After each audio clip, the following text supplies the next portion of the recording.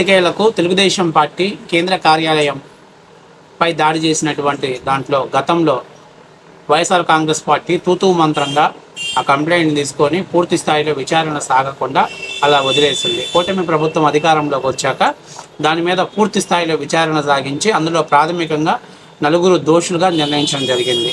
ఈ దాడికి ప్రోత్సహించినటువంటి వ్యక్తులు నలుగురు. అందులో ఎంపీ నందిగామ సురేష్, అట్లాగే దేవినేని అవినాష్, లేళ్ల అప్పిరెడ్డి, అలాగే తలశీల రఘురామ్ గారుగా ఈ నలుగురు ప్రోద్బలంతో తెలుగుదేశం పార్టీ కేంద్ర కార్యాలయంపై దాడి చేశారని చెప్పేసి ఒక దర్యాప్తులో తేల్చడం జరిగింది. అంటే విచారణ తేల్చారు.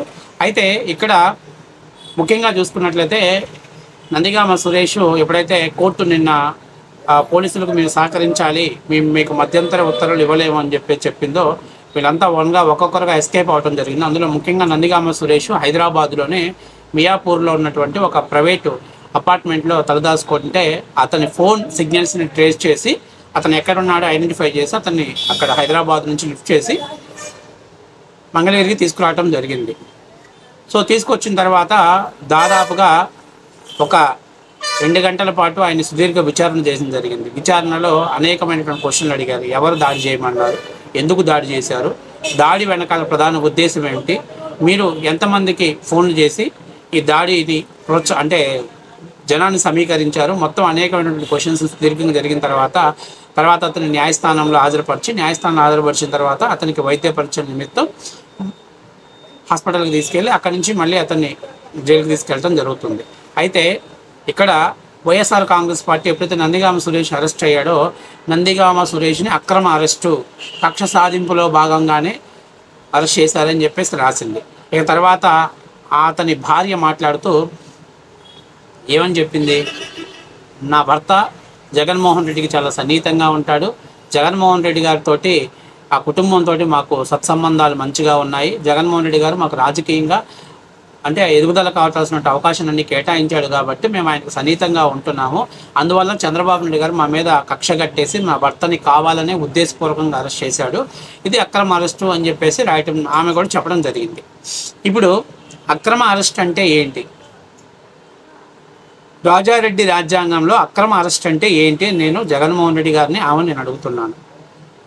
జగన్మోహన్ రెడ్డి గారిని ఏదో రాజకీయంగా విమర్శించారని చెప్పేసి మీకు బీపీ లేసిందని చెప్పేసి మీ కార్యకర్తలు అలాగే కొంతమంది మారణాయుధాలతోటి తెలుగుదేశం పార్టీ కేంద్ర కార్యాలయంలోకి ప్రవేశించి అక్కడ సెక్యూరిటీ సిబ్బందిని అట్లాగే తెలుగుదేశం పార్టీ కేంద్ర కార్యాలయంలో పనిచేసే సిబ్బందిని కార్యకర్తల మీద విచక్షణారహితంగా మారణాయుధాలతో దాడి చేసి రక్తం వచ్చేలా కొట్టి సీసీ ఫుటేజ్లు అన్ని వీడియోస్ కనపడుతున్నా కూడా యావత్ భారతదేశం కూడా నివ్వరపోయి చూసింది.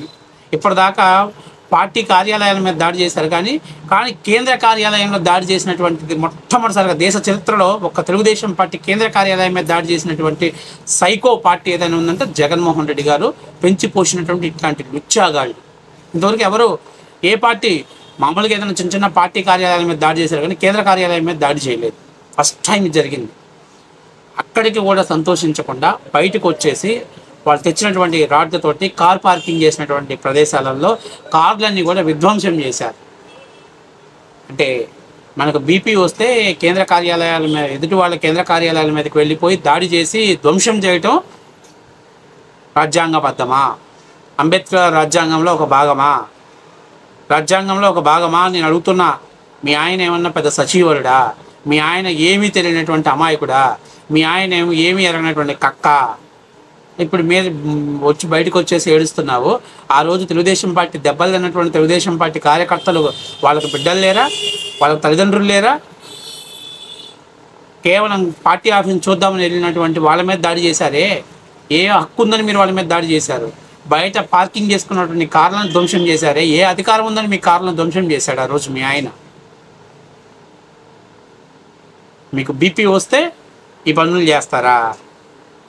ఇది బిఆర్ అంబేద్కర్ గారి రాజ్యాంగంలో ఉందా లేకపోతే జగన్మోహన్ రెడ్డి గారు రాసుకున్నటువంటి రాజారెడ్డి రాజ్యాంగంలో ఉందా? ఏ రాజ్యాంగంలో రాశారు?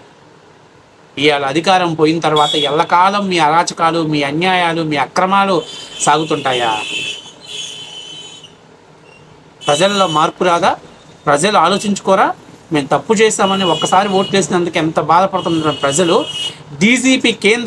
డీజీపీ కార్యాలయానికి కూతవేడి దూరంలో ఉన్నటువంటి కేంద్ర కార్యాలయం, మంగళగిరిలో ఉన్నటువంటి తెలుగుదేశం పార్టీ కేంద్ర కార్యాలయం మీద దాడి చేస్తే భావ వ్యక్తీకరణ స్వేచ్ఛ, చంద్రబాబు నాయుడు గారి మీద దాడి చేస్తే భావ వ్యక్తీకరణ స్వేచ్ఛ, చంద్రబాబు నాయుడు గారి మీద చెప్పులేస్తే భావ వ్యక్తీకరణ స్వేచ్ఛ, చంద్రబాబు నాయుడు గారి మీద రాయేస్తే భావ వ్యక్తీకరణ స్వేచ్ఛ. వాళ్ళకి బీపీ పెరిగింది, వేశారు. మరి నిన్న జగన్మోహన్ రెడ్డి వచ్చి నిన్న అక్కడ వరదల్లో బురద రాజకీయం చేసిపోయాడు. బుడమేరని పలకటం కూడా రాకుండా ఏదో బిత్తిరి మాటలు మాట్లాడిపోయాడు. మరి తెలుగుదేశం పార్టీ కార్యకర్తలకు కూడా కోపం వచ్చి రాళ్ళు, చెప్పులు లేదా బురదలు వేసి తొక్కితే ఊరుకుంటారా? నువ్వు కూడా రాస్తావా? అది భావ వ్యక్తీకరణ స్వేచ్ఛ తెలుగుదేశం పార్టీ కార్యకర్తలని రాస్తారా? భారతిరెడ్డి గారు, సాక్షి ఛానల్ ఎండి గారు రాస్తారా మీరు ఆ మాట?